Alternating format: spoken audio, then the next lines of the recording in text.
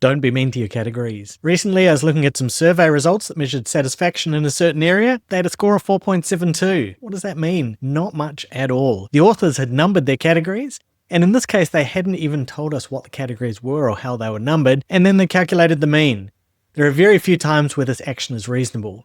For most categories, even when they are ordinal, attaching numbers is completely arbitrary. Is an agree that is assigned a value of 4 actually twice as big or good or valuable as a disagree that's labelled as a 2? What if we started those labels at 0 so it was 1 versus 3? All this does is succeed in masking the actual value in the data. So how should we proceed? Keep your categories as categories. Report the percentages for them. There might be times when you group some categories together. For example, grouping agree and strongly agree together, but we stick with percentages. If we want to perform a statistical test to compare the distribution of responses, then we should use a chi-square test. You should treat any analysis that is using means and t-tests for categories with a high degree of suspicion. So when should we number our categories? For most business and reporting applications, never.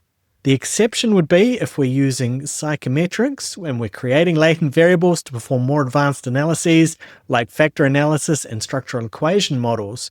But otherwise, keep your categories as categories.